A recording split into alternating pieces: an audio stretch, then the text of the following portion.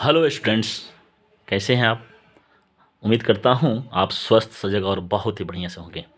चलिए, आज MVVI प्रश्नों के तहत हम प्रश्नों से जुड़ते हैं, जो कि बहुत ही महत्वपूर्ण है और एक तीर से दो निशाना आपको सधेगा। आपको प्रश्न परीक्षा के लिए भी मिलेंगे और जीवन के लिए भी बहुत महत्वपूर्ण तथ्य मिलेंगे। तो आइए प्रश्न की ओर चलते हैं। प्रश्न है, बिना फेरे घोड़ा बिगड़ता है, बिना लड़े सिपाही। इसकी सप्रसंग व्याख्या करें। तो व्याख्या की तरफ हम अग्रसर होते हैं। अविलंब प्रमुख तथा प्रस्तुत गद्यांश साहित्यिक पुस्तक दिगंत भाग 2 के उसने कहा था नामक कहानी से लिया गया है, जिसके कहानीकार हिंदी साहित्य और अंग्रेजी आदि विषयों के प्रकांड विद्वान चंद्रधर शर्मा गुलेरी जी हैं। यहाँ ब्रिटिश सेना में कार्यरत एक जमादार सैनिक के क्रियाकलाप पर प्रकाश डाला गया है। अर्थात इस संदर्भ हो गया। इसके बाद से हम तथ्य विवेचन की तरफ चलते हैं। दूसरे अनुच्छेद में तथ्य विवेचन प्रस्तुत किया जाएगा। चलिए बढ़ते हैं कि प्रस्तुत व्याख्यात्मक पंक्ति द्वारा कहानीकार गुलेरी जी एक चिरंतन सत्य को उजागर करने का प्रयास करते हुए कहते हैं कि सिपाही यदि सक्रिय रहते हैं तो कार्यक्षमता बढ़ती है।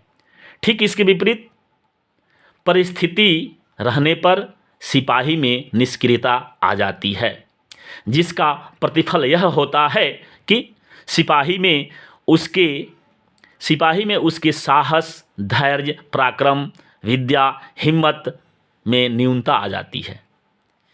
यह सिपाही के लिए ज्ञानार्जन भरा सीख सूबेदार लहना सिंह के द्वारा दिया गया सीख है। तो लहना सिंह यह सिपाही के लिए सीख देता है और कहता है कि सिपाही का अस्तित्व कैसे रहता है जब वह हमेशा सक्रिय रहता है। वह जब सक्रिय रहेगा तो उसकी कार्यक्षमता बढ़ेगी और जब निष्क्रिय हो जाएगा तो उसकी कार्यक्षमता में कमी आ जाएगी। तो इस तरह से तथ्य का विवेचन आप प्रस्तुत कर देते हैं। उसके बाद से आप तीसरे अनुवृत्ति में चलते हैं। उसमें तथ्यों को आपने समझ लिया है और तथ्य समझ करके अपने व्यू को संक्षिप्त शब्द में वहाँ देने का प्रयास करते हैं, तो जो कि समाज के लिए उपयोगी होता है। तो कैसे, चलिए तीसरे अनुच्छेद में हम देखते हैं कि प्रस्तुत व्याख्यात्मक पंक्तियों के द्वारा कहानीकार हम तक यह तथ्य पहुँचाने का प्रयास में सफल हो जाते हैं कि कौन सा तथ्य है, किसी के कार्य में क्रियाशीलता से कार्यक्षमता बढ़ती है तथा क्रियाशीलता के विपरीत निष्क्रियता से कार्यक्षमता घटती है। तो इस तरह से आपकी व्याख्या पूर्ण होती है। आप इसमें 5 अंक की व्याख्या में 5 अंक पाना चाहते हैं तो शुद्धता पर ध्यान दें और प्रस्तुतिकरण पर ध्यान दें। भाषा शैली आपकी अच्छी होनी चाहिए, सशक्त होनी चाहिए। चलिए आगे दूसरे प्रश्न पर हम ध्यान देते हैं।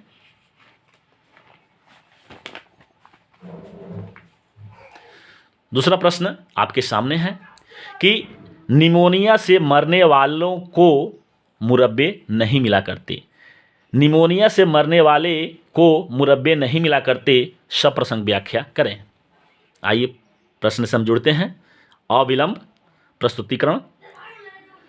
प्रस्तुत व्याख्या पंक्ति को पठित पाठ्य पुस्तक दिगंत भाग 2 के उसने कहा था नामक कहानी से संकलित किया गया है।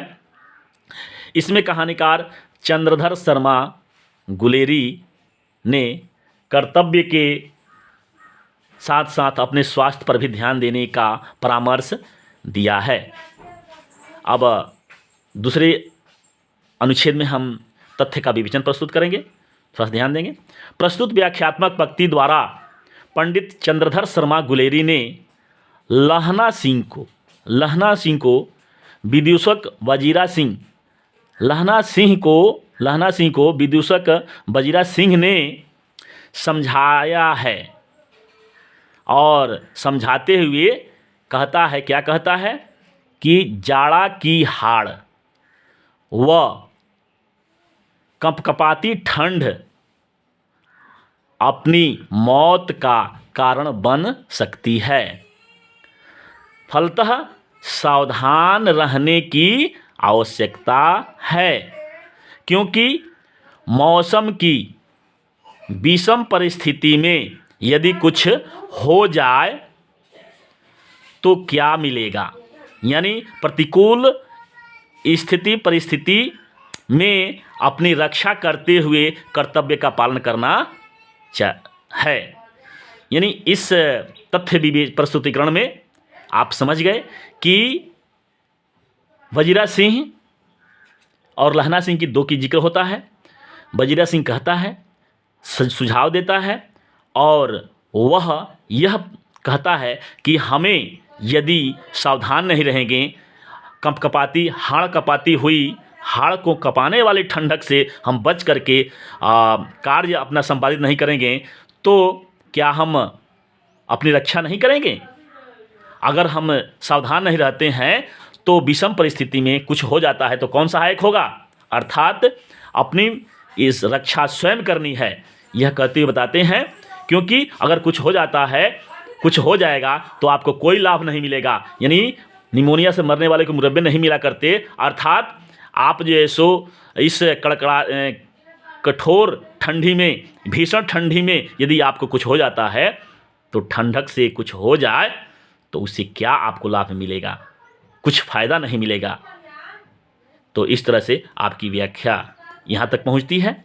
फिर अंत में तीसरे अनुच्छेद में आप देखेंगे कि किस तरह से इनमें से कुछ विचारें छन करके आती हैं जो समाज के लिए आपको प्रस्तुत करनी होती है। तो उसको देंगे तीसरे अनुच्छेद में। प्रस्तुत गद्यांश को माध्यम बनाकर गुलेरी जी का कहना है कि यानी कहना चाहते हैं कि अपना शरीर स्वस्थ रहने पर ही दूसरों की रक्षा जिम्मेदारी पूरा किया जा सकता है। यानी अपना स्वास्थ्य सही रहने पर ही दूसरे की रक्षा की जिम्मेदारी का जो कार्य है उसको पूरा किया जा सकता है। शरीर को धर्म का साधन माना गया है, इसलिए इस पर हमें ध्यान देने की जरूरत है। क्योंकि साहित्य में कहा गया है कि शरीर माध्यम खलु धर्म साधनम, अर्थात शरीर ही निश्चित रूप से धर्म का साधन है। फलतः शरीर ही नहीं रहेगा तो आनंद या खुशी कहाँ, अर्थात निमोनिया से मरने वाले को मुरब्बे नहीं मिला करते। इसलिए यह यहाँ आकर के व्याख्या पूर्ण होती है। चलिए, आपको वीडियो देखने के लिए धन्यवाद।